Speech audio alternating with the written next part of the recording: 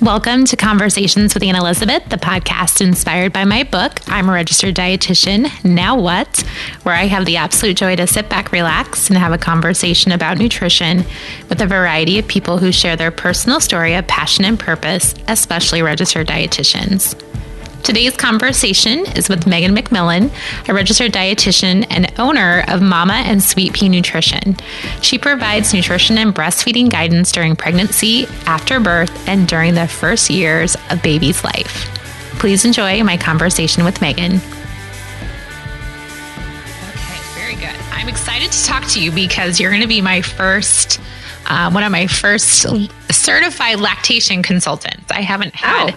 I just don't feel like there's a lot of, I don't know if there's not a big presence of you in the dietitian arena, or I just haven't came across anybody, but you're kind of my first one. So I'm excited to learn about you and how you got to this point in your career. So why don't you first take me back though to when dietetics kind of came on your radar or when you became interested in the field? Sure. So dietetics came onto my radar back in, it's actually a second career for me. Okay. So I was first in the hospitality industry. I was in restaurant management and catering sales. When was it? 2008. You know, when the economy kind of took a dive, the hospitality industry kind of went with it. And so work was not great at that time. I had a lot of colleagues get laid off. I was worried I was going to get laid off. And around that same time, I was kind of going through a personal health journey of my own. And I had really kind of started to rethink how I was eating, why I was eating, all of that sort of stuff, and kind of changed my nutrition. And people started asking me, you know, what are you doing? What are you eating? You seem healthier. You seem like you feel happier. And I really liked talking about it. I liked talking to them about it, about what I was doing, what I was eating, how I felt. And I was so oblivious. I had no idea. I was like, oh, I wonder if there's a career where you can do this. And so sure enough, you know, I just Googled it, and I found out that one of the universities local to me had a really great program. And, you know, I was at that point where I was like, there's really low morale where I'm at, and I'm kind of don't really have job security right now, and it's not really bringing me joy. So let's look into this. So I went back to school to become a dietitian. Wow. Yeah. I was just going to ask, like, since you're in the hospitality business, if you were working for like Sodexo or something like that has like a connection to dietetics, but apparently not. No, I wasn't, but I actually did work for Sodexo and Aramark afterwards, but not originally. I didn't start there and then kind of work my way into dietetics. No, I was working for a pretty big restaurant company that's local to Chicago and is now pretty national. And then I was also working for one of the major hotel chains too. So. Gotcha. So I'm hoping that you're excited about the career change. Like that is kind of more your passion than your original career. Absolutely. It's funny how the way things kind of work, because when I was younger, you know, I always kind of had this, I don't know what the right word is, pull or draw towards like maternal and child health. And even though I really, at the time, like in high school and such, didn't ever picture myself going into healthcare, it was just still something I was really interested in. It was something I was really passionate about. And so it just was funny that I didn't initially do that. And now full circle, you know, 25 years later, I'm back there. Yeah. Was it hard going back to school to start all over and do dietetics for you? Definitely. Yes, it was, because I actually was one of those people that swore I would never go back to school. So I ended up going back and getting a master's just because it made the most sense. If I was going to go back, why not get the additional degree instead of a second bachelor's? So But it was definitely difficult to go back. I think the hard part initially is that you're not working, and so you don't have any money. Yeah, that's a big part. Yeah, to go from being, to having a career, then to go back to kind of living that student lifestyle is a challenge. It's a big transition, I think. Sure. And then like doing an unpaid internship too. Like Absolutely. That is just like, whoa. Yes. You're like, I'm paying for this? Really? Yes. Yeah, that was an eye opener. Yes. And people don't understand that. I think it's funny because I would say dietetics was kind of my second-ish career, but they don't understand that you're not getting paid for your internship. They're like, what? How do you not get paid for an internship? And it's like, right. Yeah, that exists. No, and in fact, you're paying them because you're right. It's part of your tuition, technically. It's considered a course. Crazy. Yeah. Yeah. We were all jealous, though, I remember, there was one or two who got internships at the VA, and the VA internships were paid. And so I remember being very jealous of some of my classmates who landed those. Yeah. Yeah. I would be very jealous too. Yes. So when you hooked up with your internship, and what was the first kind of thing that you were drawn to when it came to your career? I always wanted to do peds, I think, was what I really wanted to do. I was in a coordinated program. So we didn't have to look for our internships. Our internships were set up for us by our program, which was really, really nice. And so I really wanted to do an internship with WIC. There's several really big children's hospitals here in Chicago that I wanted, and I didn't get them. So I was really disappointed because I actually did. Yeah. But what I did get a really great pediatric rotation at the hospital I ended up at, including like the PICU. And I really wanted NICU experience, and they didn't offer it at the time. They just felt like it was too much, too confusing. There was too many protocols, all sorts of stuff. And I begged and begged and begged for that internship. And I did get like 2 days in the NICU. So, but yeah. Well, at least better than none. It was better than none. Yes.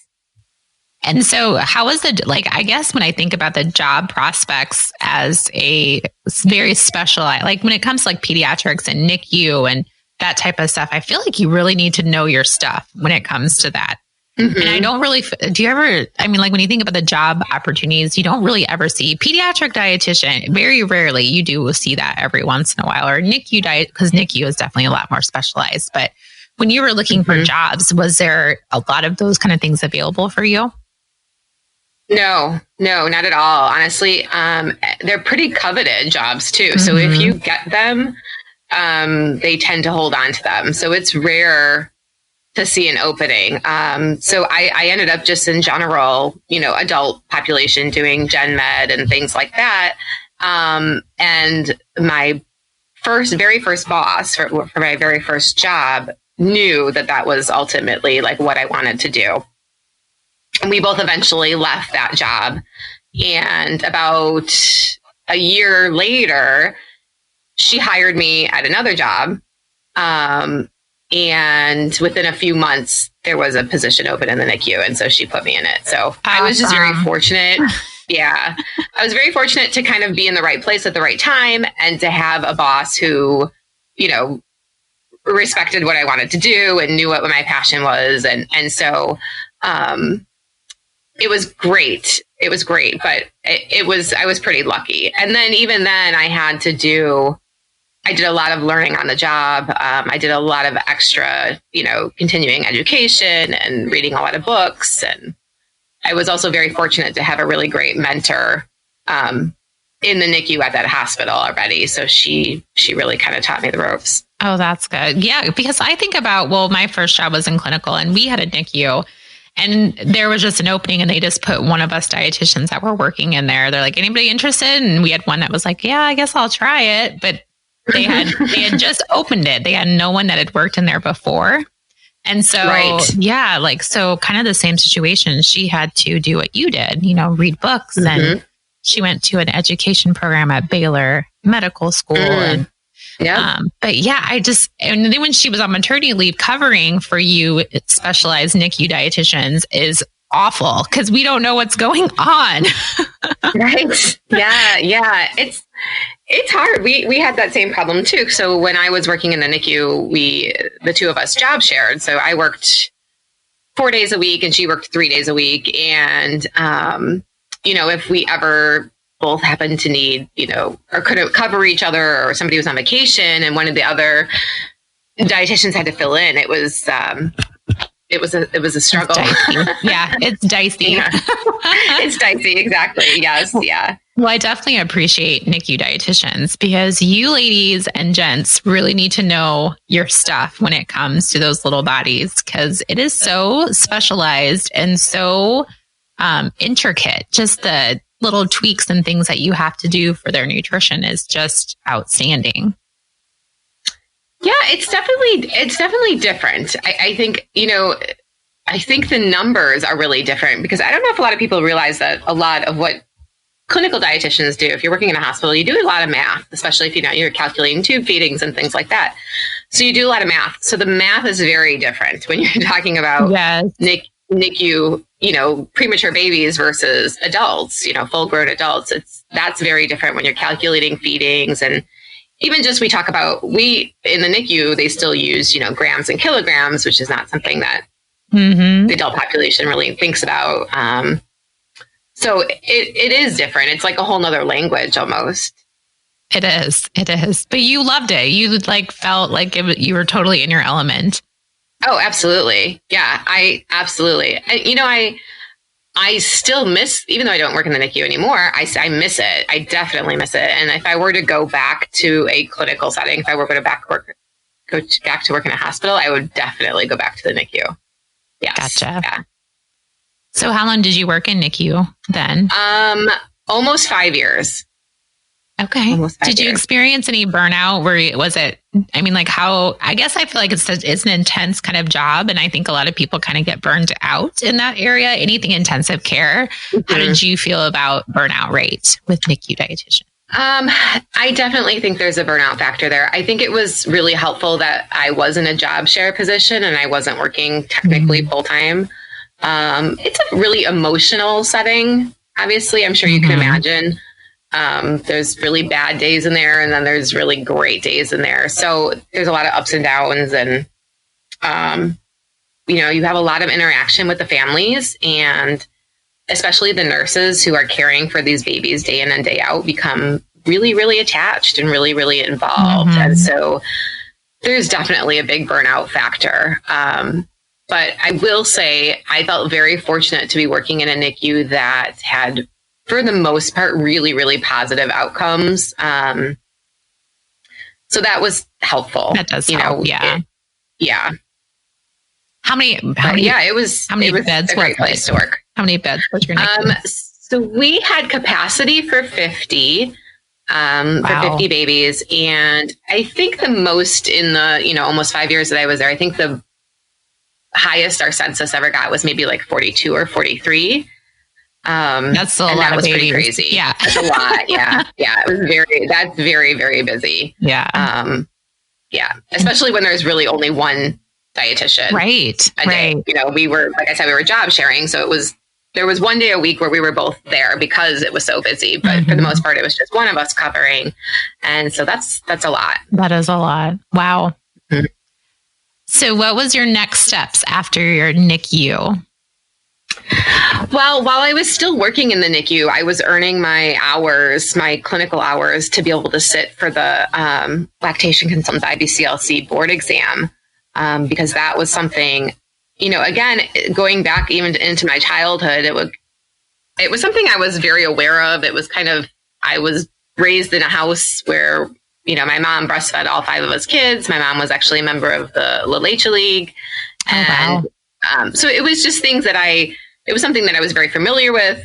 You know, everybody in my family breastfed. So I was very comfortable with it. I was very knowledgeable of it, aware of it. And so I knew again, while I was in school for dietetics, that, going into the pediatric and maternal and child health kind of arena, that I wanted to pursue lactation as well. So while I was in the NICU, I was able to earn my clinical hours that I needed to sit for the board exam. And so I did that. And then I decided that I was going to start my own private practice and leave the clinical setting, which was a very difficult decision to make for me. But I was really, really excited about being able to do things on my own and to kind of, practice nutrition and help mamas and babies in the way that I wanted to, and without having any type of restrictions, I guess is the right word. I mean, not that I'm totally going rogue, but but there's obviously, when you work in a hospital setting, there's certain policies and procedures and things that you have to abide by. And, sometimes I felt like those weren't necessarily the policies and procedures that I would have put into place. And so, I was kind of getting to a point where I felt like it was a little bit of a challenge to be true to myself and work in that setting. And so I decided to pursue private practice. And so that's what I've been doing now. I think that's great though. Like you saying, yes, you enjoy this part of your job, but there's a different way that you would enjoy it more if you could practice the way you like. And that says a lot about making a decision, like for yourself, for your passion, for how you want to execute it. And there's nothing wrong with saying, oh, well, I like this concept, but I like my way of doing it a little bit better. Right. Exactly. Yeah. And it's a totally different setting when you're in a critical care unit versus what happens when these moms and these babies go home. That's kind of how I felt too. Like there was only so much I could actually do in that setting. And again, what I was doing, I loved, and it really was, I was passionate about that as well, but I just kind of felt like there was something more or something different that I was going to be better suited to do. And so that's why I made that decision. And it was like I said, it was a very difficult decision to make. And again, if I had to go back to clinical, I would absolutely go back to the NICU. Mm-hmm. When you took your test, is it hard for anyone that maybe be interested in this, the clinical hours that you need to get, which are contact hours, which I'm assuming is in person and with experience. And then I'm assuming kind of similar to an internship, like you get those contact hours and then you do like your RD exam, and it's not easy. Right. Yes. So there's a couple of different titles for lactation. There's a couple of different routes that you can go to become a lactation professional, if you will. The International Board Certified Lactation Consultant. So that's the IBCLC certification. That's kind of considered the gold standard. And so in order to obtain that, you have to have a health background. Now, that doesn't mean you have to have a degree in health. Like most IBCLCs are nurses. The majority of them are registered nurses, but there's some that are speech pathologists. There's some that are dietitians. There's some that are doctors. But there are also some who don't have a health degree. And if that's the case, then you have to take a certain amount of college level health courses. I believe it's 14 credit hours, or not, I'm sorry, not credit hours, 14 classes. Specific classes, like biology and anatomy and physiology and a few others. Once you have that, then you need 90 hours of lactation specific continuing education. And then you need the 1,000 hours of clinical hands-on practice. And then you can sit for the exam. That's a lot. It is a lot. Yeah, it's a lot. And so I don't think people realize that. Like it's a lot more than any other breastfeeding kind of certification. So before I became an IBCLC, I was what's called a CLC, which is a certified lactation counselor. And to become that, I had to go to a 5-day class and take a test. And so that's what I did. And I'm not knocking that at all, because I think it's very useful and it serves a purpose, but there's a very different scope of practice between the CLC and the IBCLC, or there's other designations like there's the CLEC, the CLEC, which is a Certified Lactation Education Counselor, I think. Yeah, it's kind of confusing, and it becomes very muddled actually when moms are trying to find help and support, because there's a lot of these other kind of certifications out there that aren't like I said, the gold standard IBCLC. Mm-hmm. And again, I'm not knocking those, because there's a lot of women in those fields and men fields with those certifications that are doing really good, helpful work, but the scope of practice is very different. Yes. Interesting. Okay. Yeah. Good to know. That's good to know, though. I'm not familiar with any of that stuff, so that's very good to know. So when you were developing your practice, what did you have in mind for your patients and your clients when you created your private practice? That's a really good question. No, I guess I've never been asked that, or I've never really thought about like what I had in mind for them. I wanted just a place where I wanted to be able to talk to moms like another mom. Honestly, I wanted to be like a real person. I didn't want to be like a medical person. I wanted a place where moms could be very honest with me, where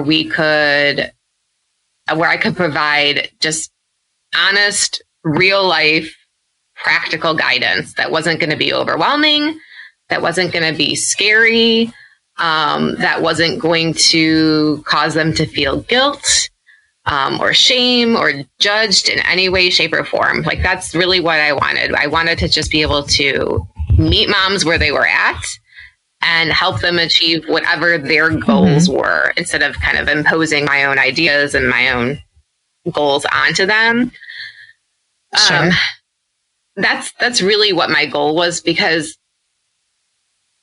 I felt like I saw some of that in the clinical setting. And, again, that was part of the reason why I decided to leave. So gotcha. I felt like there was another way to approach new moms. Sure. Well, and probably while they're in the hospital, I mean, yes, there is that necessity for that initial, consultation and discussion. And then I feel like more of it would be much more valuable at home while they're actually in it, living it every day. Right. Yes, definitely. Because it's very different. And my gosh, NICU moms are amazing. What they go through every day is very, very challenging. And I saw it, but thankfully I'm so fortunate that I never had to really live it with my own kids, because it's a really, really challenging situation to be separated from your brand new baby. I can't imagine having a baby and then leaving the hospital without them. Yes. Oh my gosh. And day in and day out, they would, come in and then stay all day. And a lot of them were pumping milk for the babies. And then they had to leave and go home. And then they turned around and did the same thing the next day, so it's just, there's only so much you can do in that setting, like you said. And then it's a whole nother beast when they, finally get to bring their baby home, which is amazing and incredible, but it's different. It's different. So there's this whole another adjustment period that they have to go through, and kind of getting to know each other in their home setting. And so I do think that there's a really important place for a dietitian or a lactation consultant to come in and help them kind of adjust to this new way of living. And you're both of them. You're a dietitian and exactly. Yes. So is your practice, so tell me more about your practice. Is it virtual? Is it in person? How do you is it both? What do you mostly do with your practice? It's both. So I do both in person and virtual. Obviously, it just depends on where my client's located. If they're in the area, I will absolutely do in person. If they prefer virtual, I'll do that too. But I would say the majority of my consults are done virtually. Okay. How does that work? I'm very intrigued by that because I think that that's a great option just because, most of us don't have enough time for anything anymore. So being able to do it from your home virtually sounds pretty awesome. So how does that work for you? Yeah, it's great. I think it's especially great for moms because especially if they're a new mom and they have a little baby at home, then they don't have to go out into this cold weather. Yeah. They don't have to they don't have to try to, arrange childcare or, they don't have to worry about their house being a mess. Like none of that is an issue or scheduling around nap times and things like that. So it works really well. It's very convenient. And I think especially for the population that I work with, they appreciate that having that option. I will say there's definitely times, especially if it's more of a strictly lactation client, where virtual won't work because I have to really be in person to see kind of what's going on, whether it's an issue with the baby latching or, if mom is having an issue with her breasts, like if there's, mastitis or nipple damage or anything like that, that really needs more of like an in-person consultation because it's really just something you can't do virtually. So, sure. Yeah. That makes sense. So you kind of cover everything. Do you cover pregnancy, pre-pregnancy, post-pregnant? Are you across the whole spectrum for your patients? So I do mostly, yes. I don't really do a whole lot of pre-pregnancy, mostly prenatal and then postpartum. And even into, I do take clients on that it's specifically pediatrics, usually up to about the age of 5 or so. I don't really go into older kids. So I do a lot of introduction of solids and first foods and baby-led weaning and a lot of picky eating. Food allergies is another big area that I cover. Both my kids have food allergies. And so I'm very familiar with it, as well as I help a lot of women who have to eliminate things in their diet when they're breastfeeding if their baby is showing signs of intolerance. So that's another big service that I provide. Mm-hmm.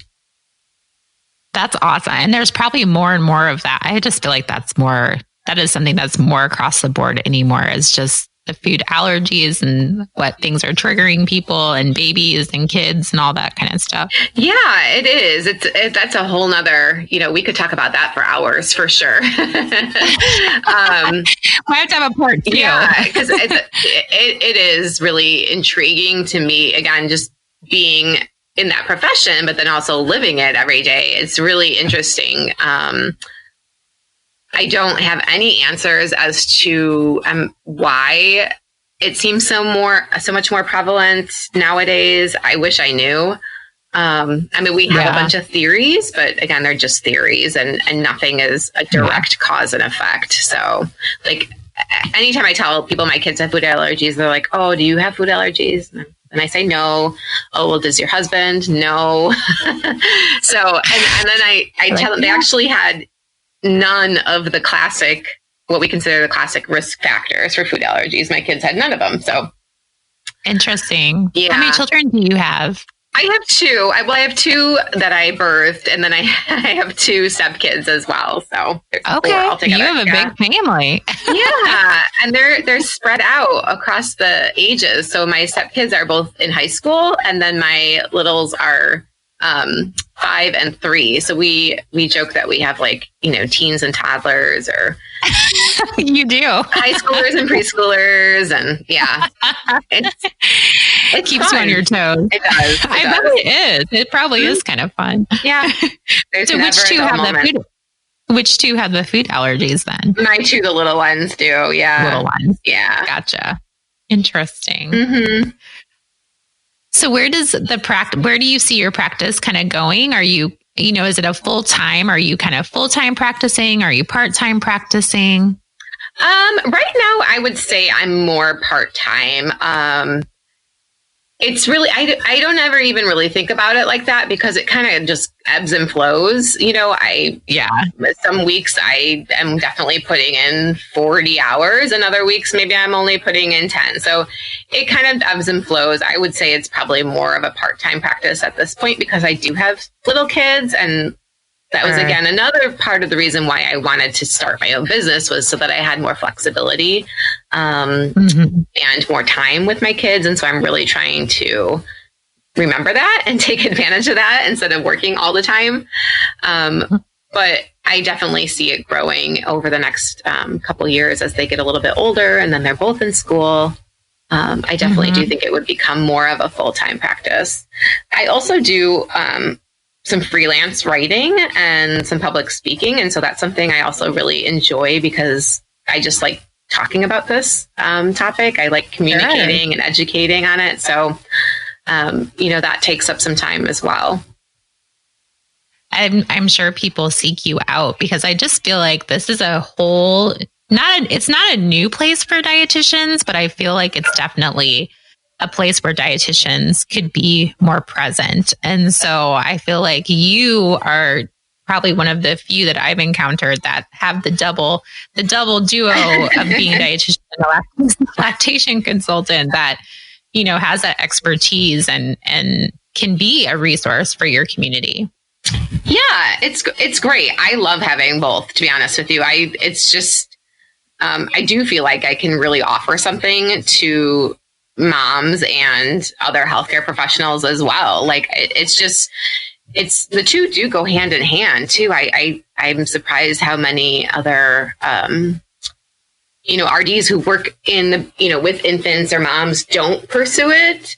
There are a good handful of us out there, but it's definitely not common. I'm always, when I'm talking with other IBCLCs, they're always like, "Oh my gosh, you're a dietitian too. That's great."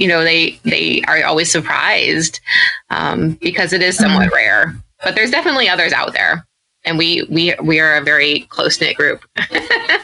I bet you are. Well, this is your PSA to other dietitians working in this area that they should definitely consider pursuing it. Absolutely. I think it's really valuable, especially if you're working in the NICU setting. I think it's absolutely something they should pursue because, it's only going to make your job, I think, easier. And it's going to make your position much more valuable. You can be a great resource for your unit, for the other dietitians, the other healthcare professionals that you're interacting with. Again, the speech therapists and the physical therapists and the nurses and the docs too. I think it's just really, really, really beneficial. Well, I do enjoy, and I was looking at your website the other day, but your Instagram, I love how you share a lot of great information too.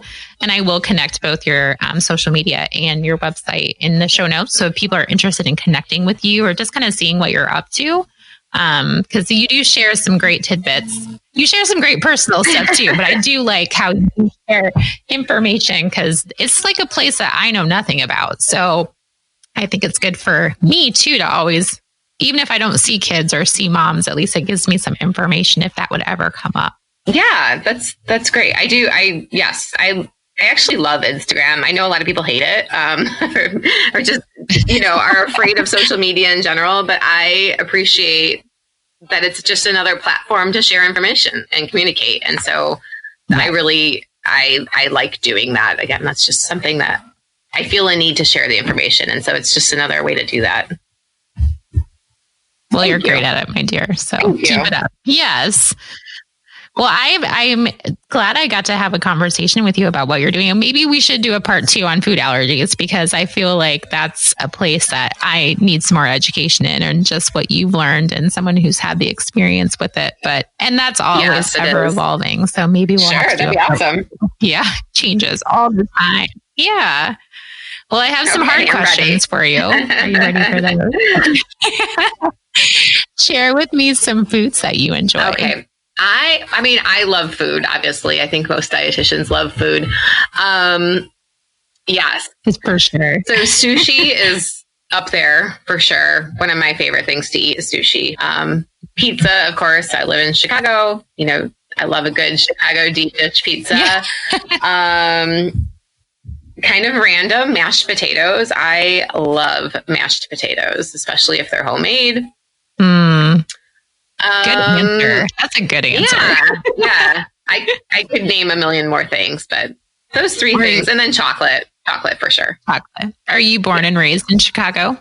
Yes, the suburbs technically, but yes. Sure. Mm-hmm. Yeah, so pizza is part of your like ancestry.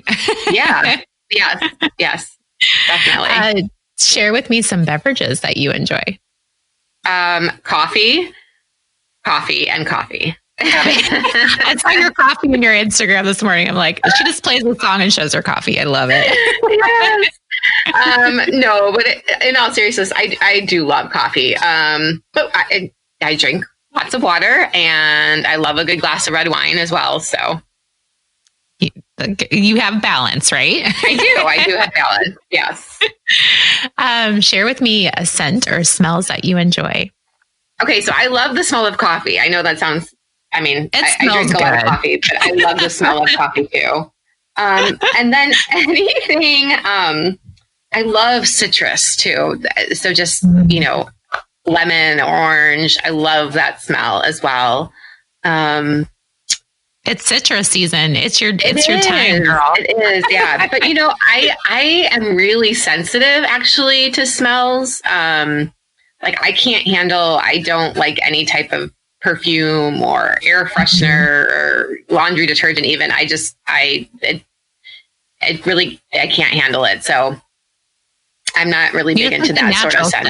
Yeah, definitely. Coffee and citrus. Yeah, there you go. Food-based smells. Yeah.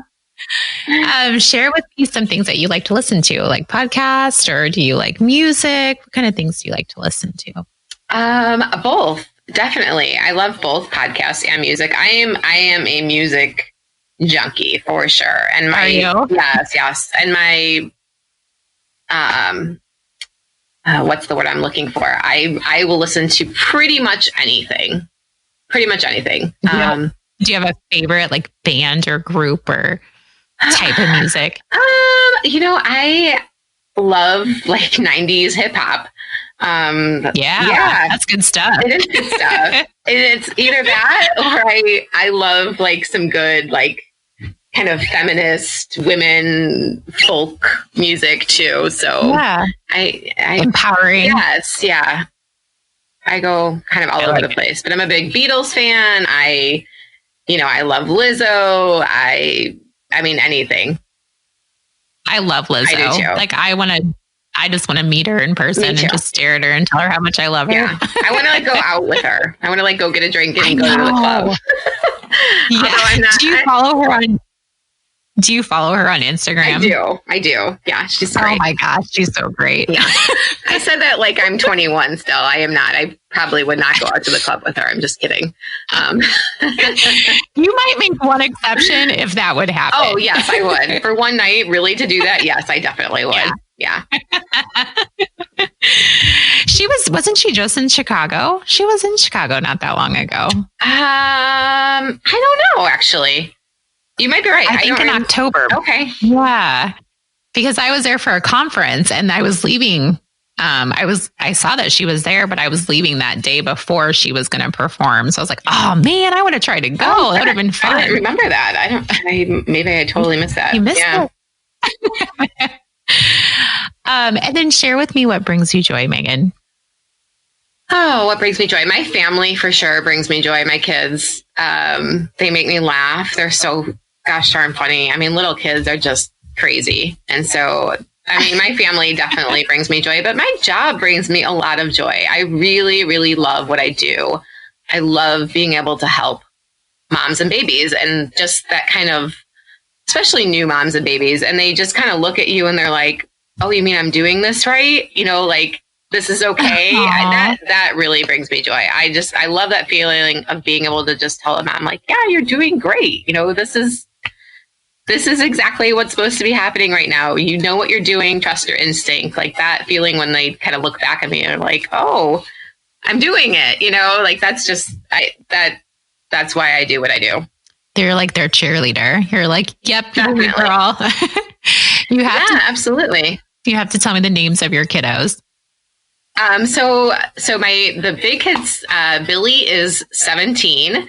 Annie is almost 16. She'll be 16 in April. Hannah is 5. She's in kindergarten. And then Dylan is 3. And we are going through potty training right now. Oh, that sounds like a lot of fun. Yeah. Good times. Oh, I bet you're right, though. Those ages, all of them, even the high schoolers, like conversations are fun. It is very interesting, for sure.